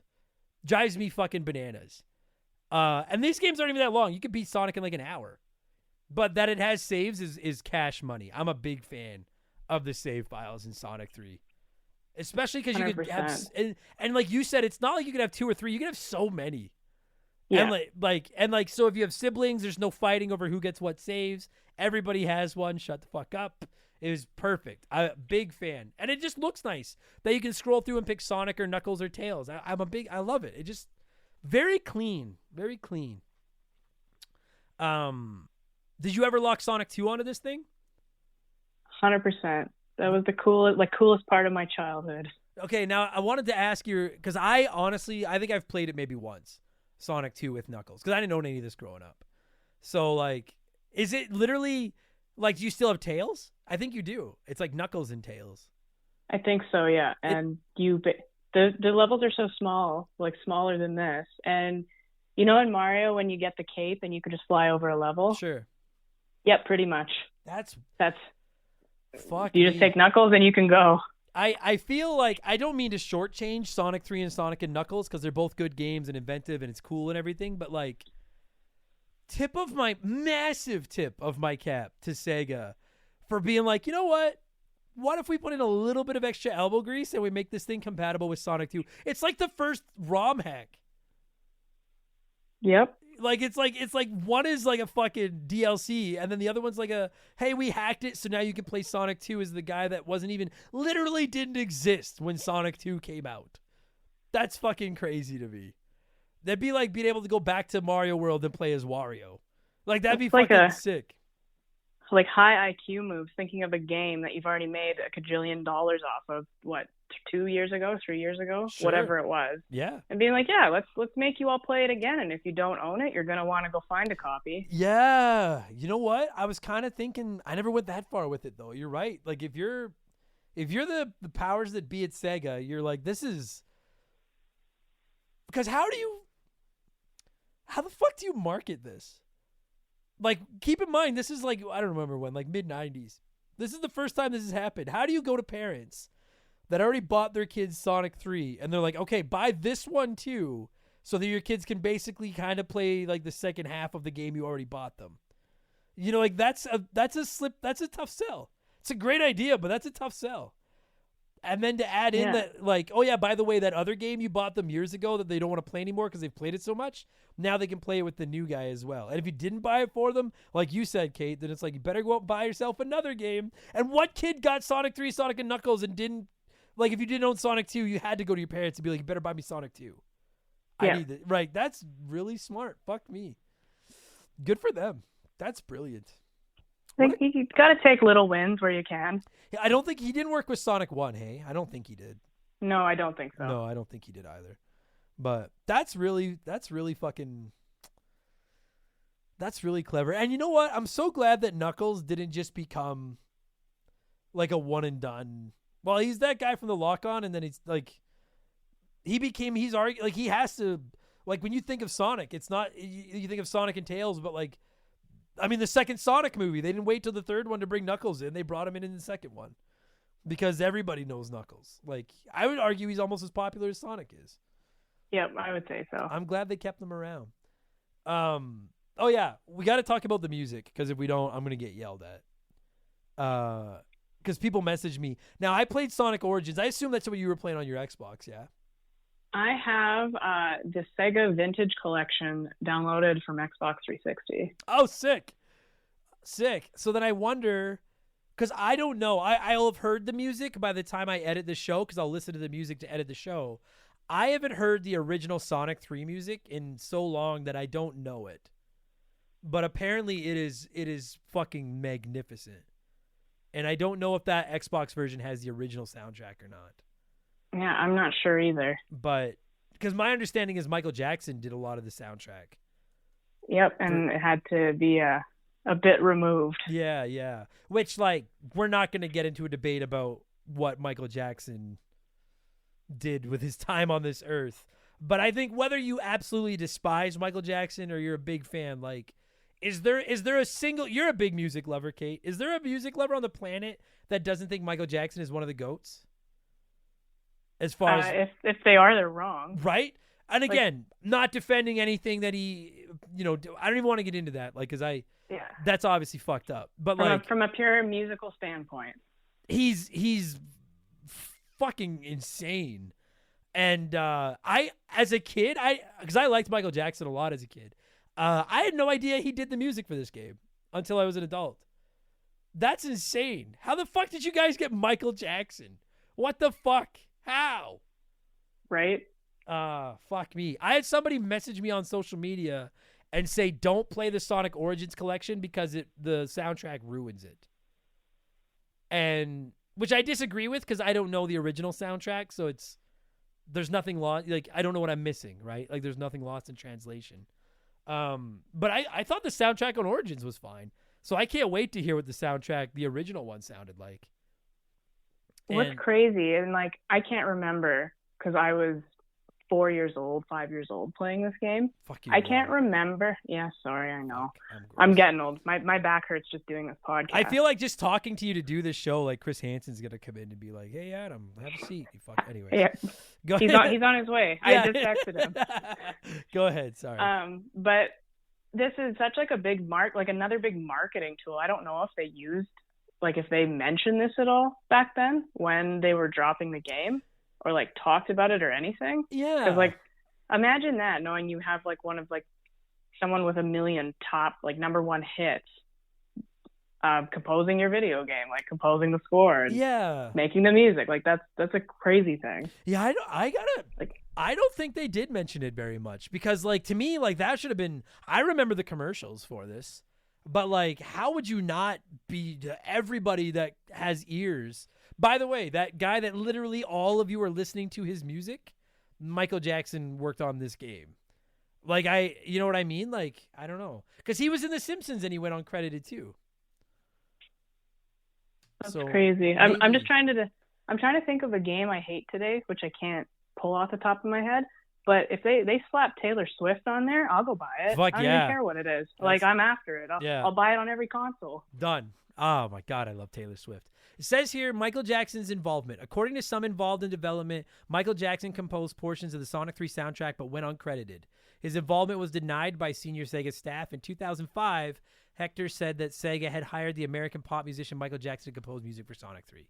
So yeah, maybe like, dude, I guess, and I'm sure someone's going to write in and tell me the whole story and everything. This always happens after the show. If you don't know, if this happens to be your first Remember the Game, I don't know what I'm doing. I'm just a gamer that likes to talk about video games. Go listen to one of the boring shows if you want a history lesson. I don't know how to, I don't do that. But I wonder, like, he's just such a big deal. It says here, Jackson was a Sonic fan and had collaborated with them for his game. Yeah, like, he was such a big deal back then. Maybe he was just a fan, and that's what I was thinking. It was like, I would just like to work on this game because it would be cool. And it sounds like that's what happened. That's fucking wild. Wow. That's a nice donation for Sega. That's a big donation for Sega. No shit. Although, it also says here, around this time, that's when the allegations emerged. So I wonder if that's part of the reason they didn't bring it up. Oh. Jackson's involvement was terminated following the allegations. His music had already been implemented and had to quickly be reworked. Oh, okay.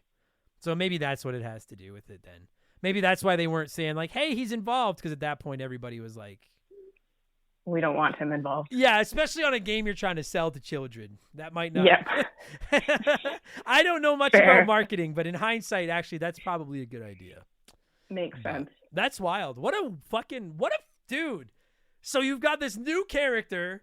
This is like, Knuckles could have been Poochie, but he wasn't. He turned out to be good. But you have this new character for this new game, inventing this new technology where you lock it onto the other game, but you can also lock in old games. And we're going bigger and better than ever. And we have the biggest pop musician in the world working on this game, but we can't tell anybody. What a fucking...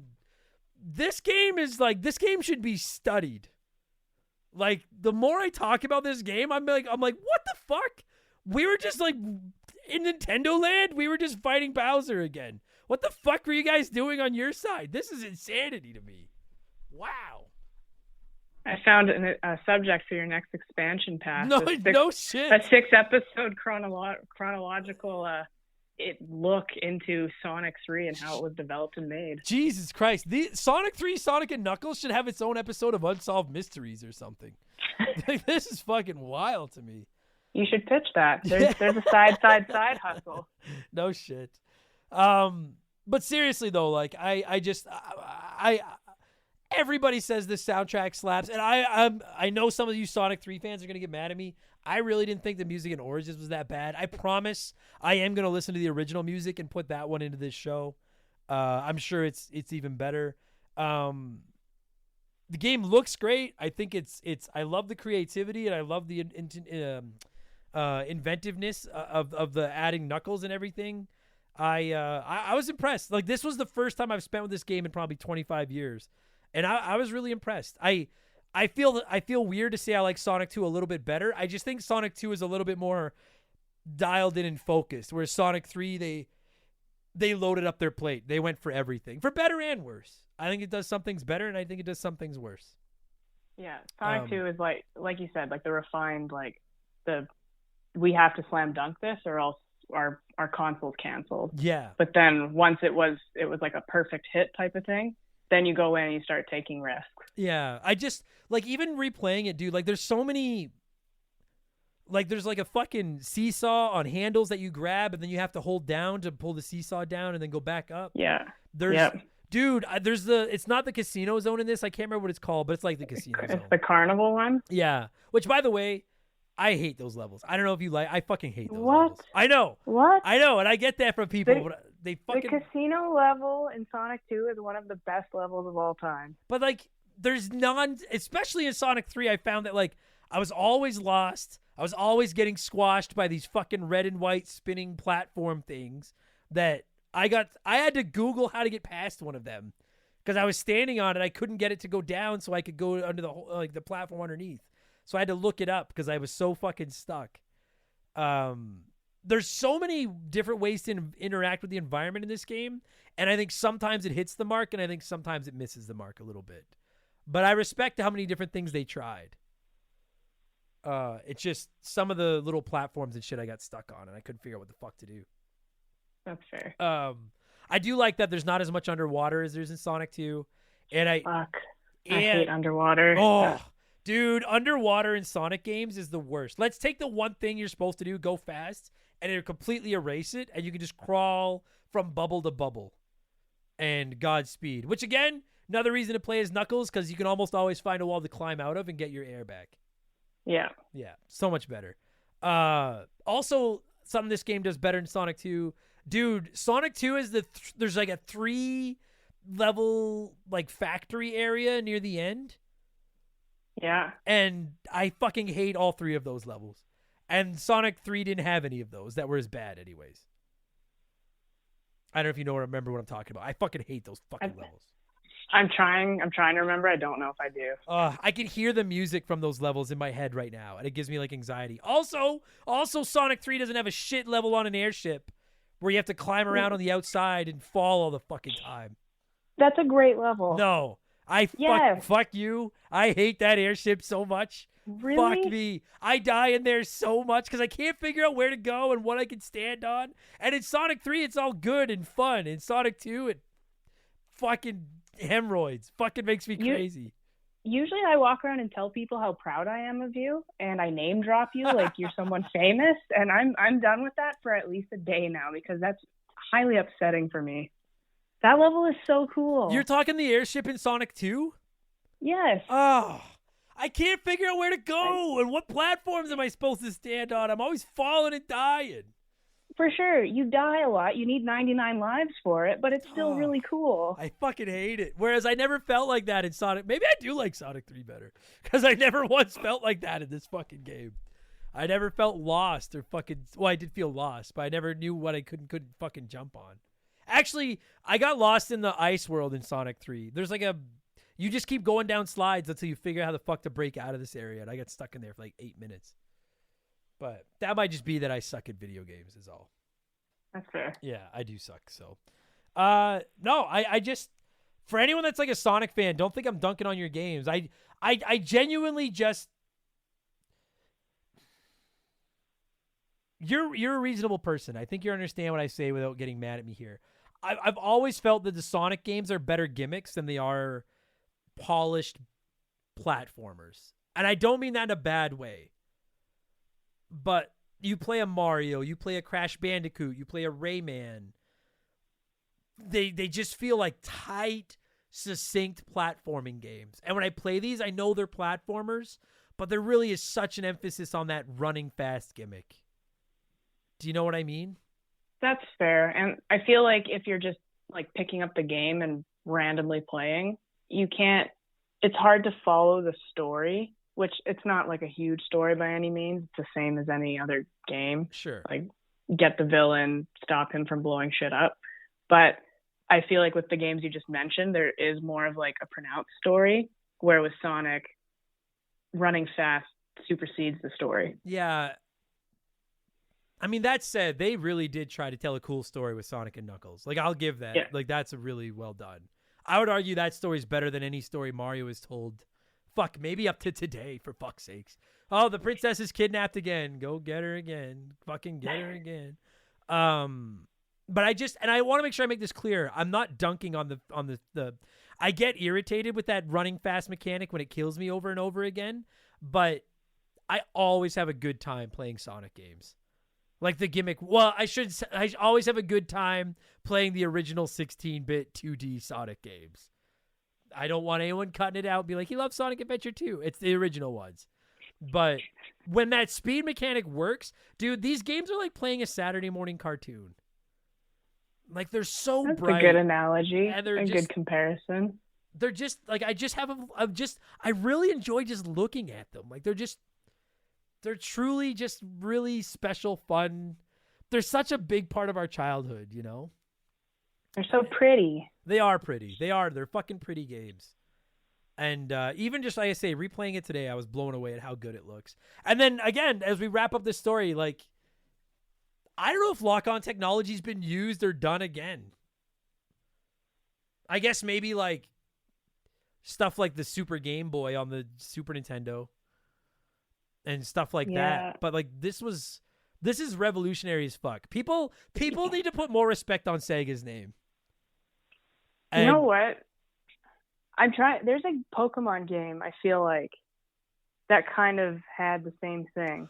And I unless I'm making this up, which is totally possible. No, you could, like, on the 64, you could transfer your Pokemon into the 64 to play them in, like, Stadium. But maybe that's what I'm conflating. But even if that was it, like, that came out well after this did. Like, this is, I really respect Sega's inventiveness. You know, like, because they had success with Sonic 2. Like, let's not fool ourselves. They could have just made Sonic 3 like the original Sonic 3 is, eliminate Knuckles, and just have Sonic and Tails trying to beat Robotnik again, and it would have sold a ton of copies and been just fine. They didn't have to do the lock-on, invent Knuckles, let you play as Knuckles in Sonic 2. None of that shit had to be done. And whenever we look at an old game on this show and I see developers that went above and beyond and really tried to make something special, I have a lot of respect for that looking back on it. That's how games like this age so well and are held in such high regard by gamers today, is that love you put into it. Do you know what I'm saying? Like, they could have mailed this game in and they did not. I will argue they mailed in a lot of Sonic games after this, but they didn't mail this one in, and I respect it. So, have you got anything else to say? Like, I feel like we've touched on everything. The only thing I remembered very randomly was plugging in the second controller so that I could fly Sonic around with Tails. That was the only thing he was good for. Yeah. I will say. And then, yeah. No, sorry. Go ahead. I was just gonna say, and then you had to attempt to use two controllers, and generally one was broken, so it was a bad time. Yeah. I will say I did not find Tails nearly as big of a nuisance in this as I found him in Sonic 2. Like, the AI was better. Still shitty. Yeah. He still sucks, but better. And I do like that they added the ability to just play as Tails, even if you don't want to. Like, fucking always drove me crazy that you couldn't choose to play as Luigi in more games. So I agree. Good for them. Maybe here it is. Maybe Sega was so used to being second fiddle to Nintendo that they were like, let's let second fiddle have their chance to play as their own character. Maybe that was. There it is. I had to get my one in. The console wars are dead, but I had to get the one in. And by the way, you console wars today, do you need to go, like, I really wish there was, like, you could see footage of what Sega and Nintendo kids were like in the 90s, and you could learn from their example, because we didn't hate each other. We just, like, I had Nintendo and you had Sega, and when you came to my house, you got to play Nintendo, and I got to your house, I got to play Sega. These PlayStation, Xbox fans that argue with each other today are all idiots. Drives me crazy. We're still doing that. Like, oh my God. It's not even fun anymore. Now they just come across as, now I'm the old man on the soapbox, but it really takes some of the fun out of gaming to me. Like, just play your games and shut the fuck up. Everyone has good games. Maybe not PC Master Racers, but I'm not gonna go down that road because I don't want to fight with them because they'll hack my computer and I don't know how to stop them. So I was about to say you're gonna get canceled in about 5 minutes. yeah, absolutely. Yeah, well, but it'll be by the PC Master Racers. We're gonna send emails to his ROM with the hacks and the data. Anyways, good shit. All right, Sonic 3, Sonic and Knuckles, 2 awesome games. Look good, sound good, play good, mostly good games. I like them. Oh, and I forgot to say, very cool that it has multiple endings depending on whether you get all the emeralds and stuff. Yeah, so most of us only saw one. Yeah, most of us, only myself for sure. I only ever saw the bad ones. But again, though, like, dude, I'll tell you right now, if I had owned this as a kid, I really think if I had owned a Genesis as a kid instead of a Super Nintendo, I would have played these games so obsessively. I would have known where every emerald is. I would have, like, because I can 100% Mario World in my sleep. I would have been able to do that with Sonic. So, tip of my cap, there's a lot of replay in these games. And all the different paths you could take to the ends and stuff. They're really fun games, man. I'm a fan. They are really fun games. Really impressed. Let's score this thing and go home. How the fuck do we score this thing? 7 emeralds. All right, yeah, that'll work. I was like trying to come up with. I was like, oh, fuck, there's only 3 Sonic games. That's no fucking good. Yeah, that's all right. Out of 7 Chaos Emeralds, how many Chaos Emeralds would you give the combination of Sonic 3 and Sonic and Knuckles? 6 3/4. That's pretty good. So one of the emeralds just got a chip in it. Yeah, exactly. Yeah. We dropped it. I don't think that'd be very good. They'd probably explode. Yeah, I'm honestly gonna give it like. I think I have to give it like a 6. And honestly, like, it's not all about the game and how good the game is. I have so much admiration for just how clever of concept the lock-on thing is. Like, the legacy of these 2 games and the lock-on thing and stuff will go on forever. And you can't not see it in a Genesis today and just think it looks so cool, you know? Yeah. So I'll give it a 6. Really impressed. 2 good games. 2 very... And sorry, I know we're done, but, like, playing it as Knuckles, it doesn't feel like you're just playing the same game with a different character. Even though a lot of it you are. It does, yeah. It really feels completely different. Fucking really cool, man. Good for them. Good for them. What the fuck happened to Sonic? Out drinking behind an alley somewhere. I suppose. Sorry, before we end, have you played Sonic Mania? I have played parts of it when it came out. I have a giant statue in a box in my closet that I should probably open one day because it's a giant Sonic. I love it. I just want to say to anyone listening to this, if you've not played it, I personally think Sonic Mania is the best Sonic game ever. Like, I think it's spectacular. It's 2D. If you like Sonic 3 and you haven't played it yet, play Sonic Mania. It's a must play. It's a brilliant 2D platformer. It's so good. I love that game. Anyway, Kait, fuck yeah. It's been a while. Oh, God knows when I'll have you on the show again because you're so fucking busy. And I don't know when I'll get a chance to talk to you. But no, it's good. Schedule me now for 10 months from now. Yeah, no shit. Thank you so much for doing this, and best of luck to your precious Panthers for the rest of this football season. Thanks. I appreciate your well wishes. You got they it. Won't go unheard. Well, as a Broncos fan, I think we're in the same boat. We can watch our team suck together. Perfect. So awesome. Good talking to you, Kait. Bye.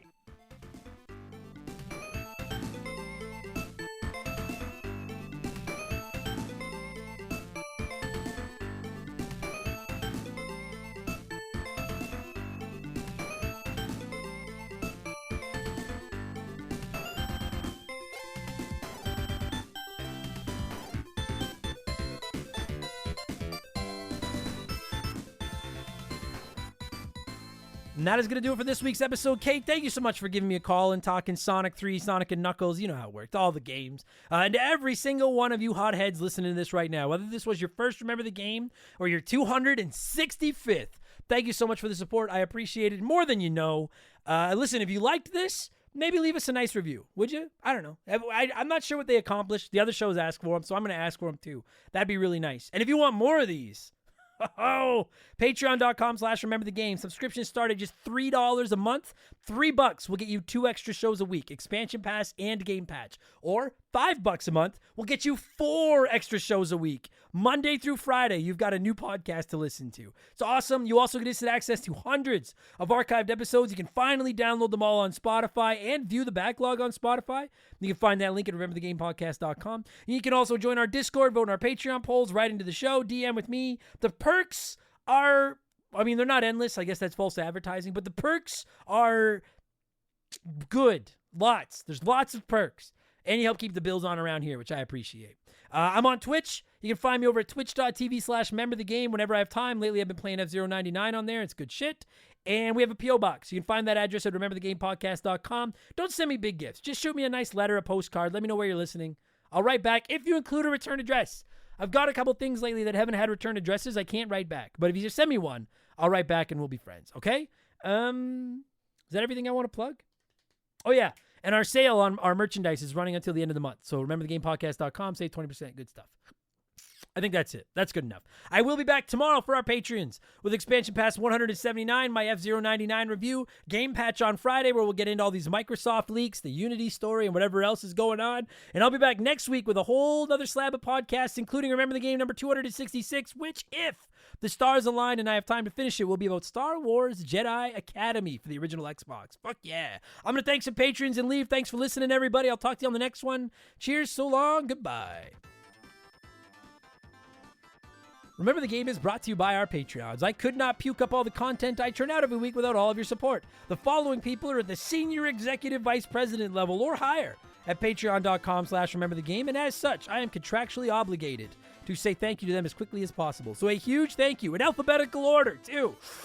A dude named Adam, A.B. Killen, Aaron Lawson, Adam Blank still has reviewed Mario Galaxy, Adam Blank's Evil Twin, Adam Martinet, On My Foot, A.J. McCurgy, Alex McIntyre, Alex R., Alex Ramos, Alexander Camps, Andre, Andrew Rodman, Andrew Wright, Andy Hudson, Angry Ticks, Antonio Echeverria, A-Town, Atrio Wormwood, Austin from Past to Present Player Podcast, Ballsack Teabagger, Bearded Bastard, from Parts Unknown, Beaver Boy, Beef Dingleberry, Beers of War, Benjamin Atkins, Big Daddy Randall, Big the Cat, Biddy, B-Cuz19, Blame the Hoagie Man, Blobby Rogers, B Money, Bobby Litton, Brandon DeZeba, Brian Neese, Brian Richmond, Brian Weber, Bulla, Bulma Simp, Burt Macklin, Buy Me Bone Storm, C-Spin, Cam Nelly 23, Can't Destroy Her, Captain N, Cesar, Chevy Boy 9211, Chorizo Nino, that's tough to say, Chris Fleury, Chris Hill, fuck, I suck at this, Chris Hill, Chris Williams, Christian Gabriel, Christopher Britt.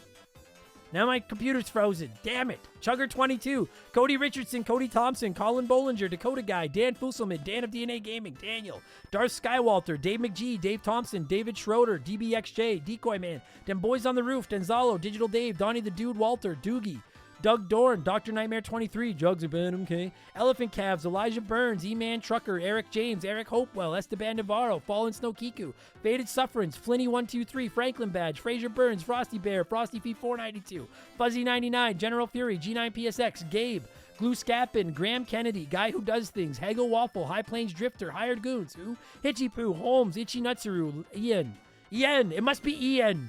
Damn it, I don't know how to say that, though. E-I-E-N. How the fuck do I say that? Damn you. Isaias, it's OG, it's the Bigfoot, it's that nerd James, Jake Carter, Jameer. Holy fuck. Jameer Williams, James Clark, James Juan Francesco, Jeff Bergeron, Jimothy, Jay Callahan, Joe Buck, Joe the Sandman, John M. Watkins, John Woodruff, Johnny from Virginia, Johnny Zubu81, John of the Adult Children Podcast, Jordan, Joe Stone, Juris Dr. Mario, Just a Fish, Just Car Pranks, K-Atch, Kevin Monroe, Kia Pup, Knife Goes and Guts Come Out, Laces Out Dan, Leroy Westrich, Liquor Like Luigi, Lord Longrod Von Hugendom II, Lord State Puff, Lotus, Lucas Valadez, Makeshift Mallow Magic Money, Mark Sneed, Matt Babanu, Matt Zeus, Maverick Marty, Max Lagroom, Max Sandin, Mellow Yellow 8787, Mercury 869, Mike Maloney, Mizuru, Morgan, Mr. Papa Giorgio, Musty Beetle, Nathan Tremblay, Nafe, Neil Cooper, Nerdy Hybrid, Nick Amos, Nick Creature, Nicole Aldena, No One Cares, Nothing Could Possibly Go Wrong, Occupied Ace, Oh My God It Froze, Oroku Saki's Gardener, Phil Lencher, Philip Ramsey, Fill Up My Mouth with Farts, Plow King, Postman, Quiet Place Queen, Radioactive Man, Raging Irish, Randy Barrett, Dre San Juan Tonga, Robbie Air, Ruben Elizald, Ryan Kinchin, Ryan Perry, Ryan Whitcomb, Sabin, Sam Carpenter, Scary Terry, Scott Brooks, Scrub Tech 84, Sean Ramos, Shoeboxer, Sharonic, Scissorfist, Sleeper Hit, Slick Rick, Solomon Soto, Sour Goat Face, Squeak Nuts, Squints, Steve Delp, Storm Beagle, Stud Still Smash, Ted Explosion, That One Kid Josh, The Big Deal, Duck Keegs, The Fletchman, Theodore, The Supreme chose Arizo, Thomas Childs, oh my god, I suck at this. Thomas Smith, Timmy the Exuberant Turtle, Timothy Sabrinsky, Titan 420, Tom Houlihan, Trevor Leahy, Trevor McKee, Triple Tunable Power, Timmy the Turtle the Exuberant, Timmy, fuck you, that's fucked up. Tyler Bauer, the Uncanny, Up and At Them, Works For Me, Westgen, Wolfgang Darren, Wolf Magic 21, Wyatt the Surgeon, Who's Not a Surgeon, Rose, Zach Shepard, Zamato, Zane, Donovan, Zalgo 504. That was a rough batch of shoutouts, but we'll try to do better next week. Up and at 'em. Goodbye.